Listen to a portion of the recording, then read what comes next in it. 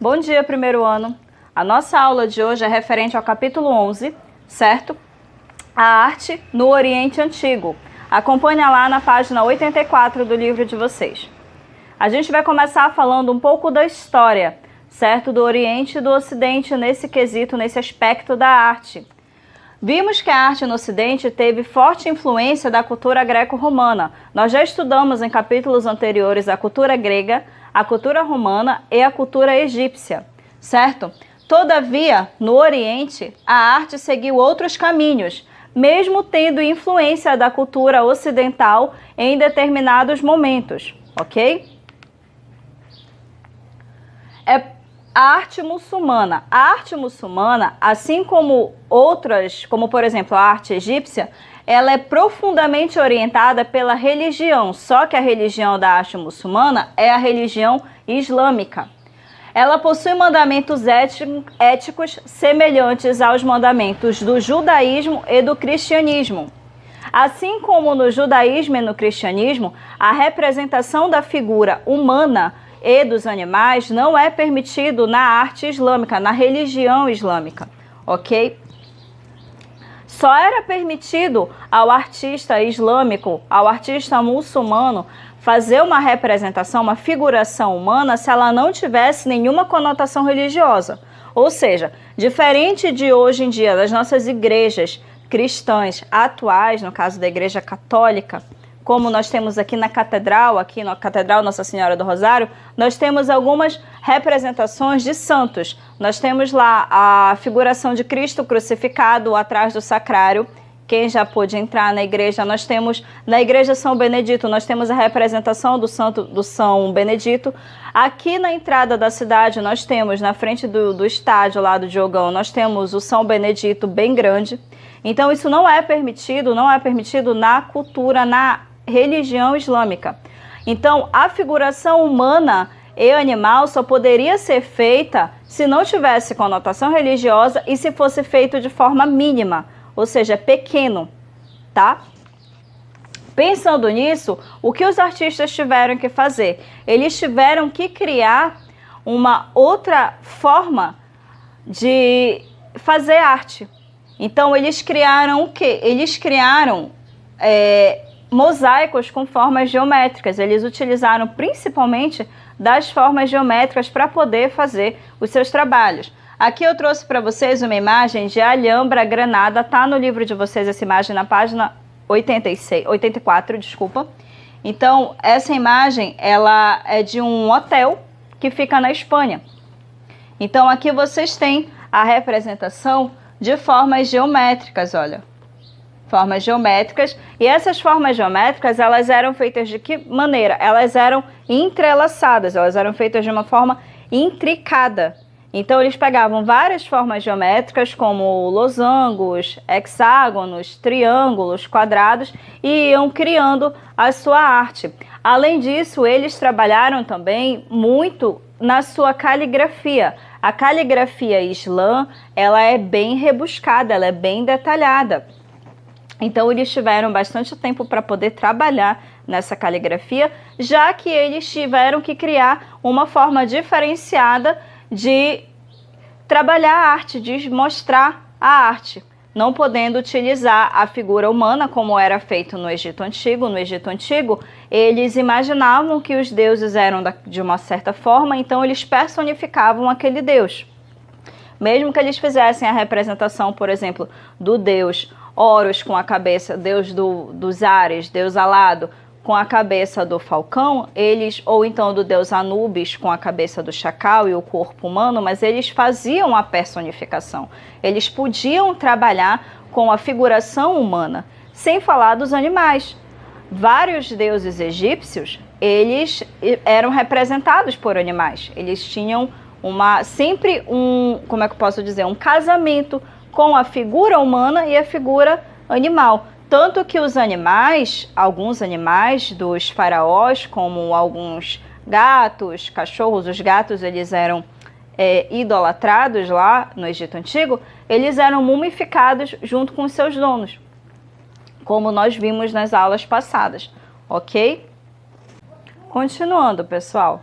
Como eu disse, não era permitido a figuração humana nem animal, porque os muçulmanos acreditavam que a representação de uma pessoa ou de um animal seria uma usurpação por parte do artista de um ato de criação reservado a Deus. Então, assim, eles tiveram que criar outras formas de representar a arte, certo? Olha só, ainda nesse quesito, eles trabalharam muito na questão da arquitetura, trabalhando principalmente com mosaicos. Essa imagem aqui, tem lá no livro de vocês, na página 85, ela é o nicho de mosaico em Golestan Palace, certo? De 1388, Qajar era Teherã, ok? Devido ao fato dos artistas muçulmanos criarem uma vasta gama de ornamentações rendiladas, elas ficaram conhecidas como arabescos, certo? Lá da imagem anterior. Essa imagem aqui, esse trabalho deles ficou conhecido como arabesco, certo? Marcada pelas formas geométricas intricadas e delicadas. Observem que é bem delicado, é um trabalho muito delicado. Desenvolveram também uma arte caligráfica requintada com que ornamentavam seus templos, geralmente com escritos tirados do livro sagrado, ok?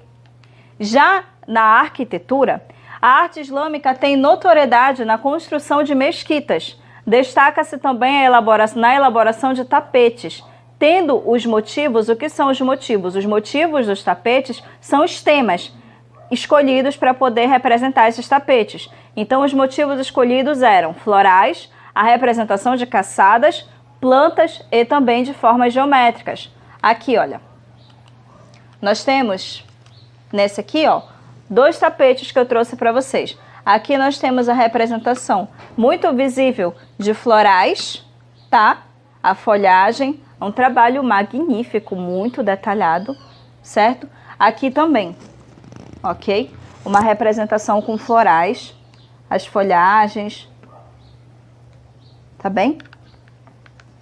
A arte islâmica, ela teve grande difusão na Península Ibérica, devido ao domínio do território pelos árabes, que deixaram influências permanentes nas culturas de Portugal e Espanha. Lá no livro de vocês, na página 85, tem uma curiosidade onde mostra o mapa da Península Ibérica. Então, vocês podem estar dando uma lida. Nesse mapa vai mostrar os territórios, certo? Como os territórios chamados de Leão, Navarra, Aragão, Castela. Então, vocês podem dar uma lida lá para poder aprofundar mais nesse aspecto, nesse conteúdo. Vamos falar da música? A música árabe teve muita influência na Europa. Como assim? Eles começaram lá na Arábia, nas Arábias, e depois caminharam toda a Europa e se espalharam pelo mundo.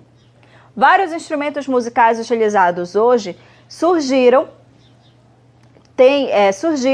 nas Arábias, ok? Tem origem árabe, como o violão, o bandolim, a guitarra portuguesa e a rabeca, entre outros. Diversos estilos da música ocidental, como o flamenco, chorinho e o fado, apresentam traços da música árabe. Eu trouxe para vocês a imagem desses instrumentos. Quais são os instrumentos? Aqui, ó, nós temos o violão, certo? Bandolim. O bandolim, ele é muito parecido com a guitarra portuguesa. O que difere principalmente é aqui, olha, em cima, certo? A guitarra portuguesa, ela trabalha com 3 cordas, principalmente. O bandolim, nós podemos identificar 4 cordas, tá? E aqui nós temos a rabeca. Eu acho que todos vocês, ou então a maioria, já pôde escutar o som da rabeca, porque aqui em Bragança nós temos na marujada, no período da marujada, os músicos, os marujos que são músicos, eles utilizam a rabeca, ok? Aqui, a arte na China e no Japão. Agora a gente vai sair lá da arte árabe e vamos para a arte na China e no Japão, continuando no nosso tema, que é a arte oriental. A arte na China e no Japão tem lá na página 86 do livro de vocês. Acompanha lá. A China veio a se tornar um grande celeiro artístico somente após a sua unificação no ano de 581. tá? Além disso, o intenso contato com os povos da Índia e do Oriente Médio colaborou para o quê? O reflorescimento das artes no Império Chinês, transformando cidades como Chang'an, que era a capital do Império na época, em grandes centros culturais. É importante lembrar que, na China, houve um grande reconhecimento dos artistas, diferente do que acontecia em outros lugares. Assim como em outras civilizações, na China, a religião também exerceu uma grande influência, grande impacto sobre a arte, tá? O budismo, iniciado, no caso, que era a religião utilizada na Índia, introduziu uma reverência artística, uma reverência ao artista de maneira nunca vista antes, certo? Como assim? Como eu disse, na China, os artistas foram o quê? Reverenciados pela primeira vez. Na Grécia Antiga, na arte grega, na arte romana, os artistas não eram reconhecidos. Eles vieram a ser reconhecidos muito tempo depois. Isso não ocorreu na China. Eles tiveram reconhecimento de trabalho desde cedo. Olha, e aqui diz que eles só viriam ter reconhecimento na Europa na época do Renascimento. Então, eles não tiveram reconhecimento merecido na Grécia Antiga e na Europa somente na época do Renascimento. Lá na época de Leonardo da Vinci, então, que eles começaram a ter reconhecimento. Alguns artistas fizeram as suas obras e não podiam assinar as suas obras, eles não assinavam. Eles só vieram assinar as suas obras, falando da Europa, nesse período aqui do Renascimento, ok? No Império Chinês, algumas dinastias se destacaram quanto ao apoio, ao incentivo à arte. Essas foram as dinastias Tang, dinastia Song e dinastia Yuan. Na dinastia Tang, houve intenso fortalecimento das artes, ok? Era muito comum, no caso, o que era muito apreciado na China, nesse aspecto artístico, era a música, a pintura e a poesia, certo? O apogeu da arte se deu quando o imperador Xuanzong abrigou Wang Wei, famoso pintor e poeta, em sua corte. Este, por sua vez, atraiu outros artistas, como Yan Libin, que pintou muitos retratos de figuras históricas da China. Ok? Eu trouxe para vocês aqui algumas das obras do Yan Libin. Esse aqui é um dos imperadores pintados por ele, certo? Aqui nós temos uma imagem que eu achei bem interessante, que mostra a questão da reverência, de como era feito a reverência. É até hoje, né? Assim, o cumprimento deles, certo? Aqui, algo que não acontecia, por exemplo, na Grécia e na arte egípcia, como eu falei para vocês. Os servos, eles não eram representados. E aqui nós temos a representação dos servos, uma viagem, e nós temos a representação dos servos aqui. Não era feito antes, certo? Falando mais das dinastias, a dinastia Song. Nessa dinastia, o enfoque da arte foi no artesanato, em especial na cerâmica. Após a fundação da dinastia Song do Sul, que foi promovida por uma invasão da corte, a pintura de paisagens ganhou mais notoriedade.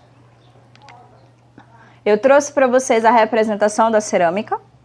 É um dragão, tá? E a representação da paisagem. Essa paisagem aqui, ela é uma obra de Dong Yuan, ok?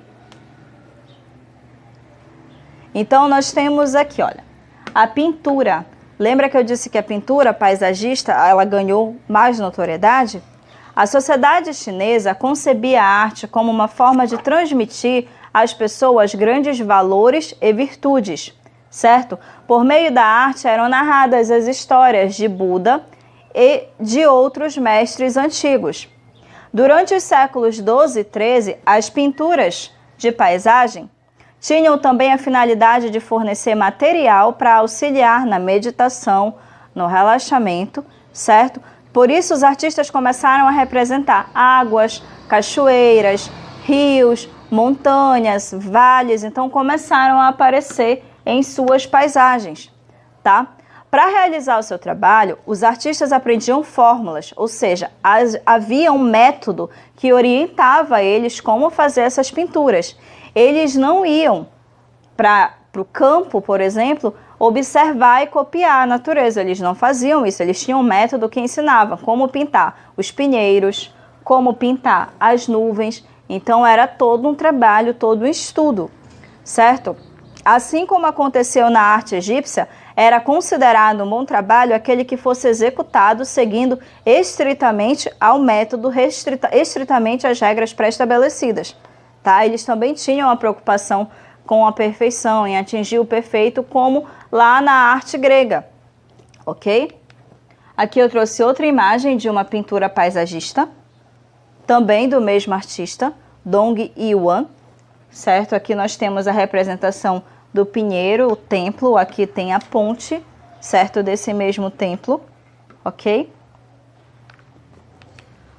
Os chineses, eles também ficaram conhecidos pela sua técnica em fundição em bronze, seu trabalho em fundição em bronze.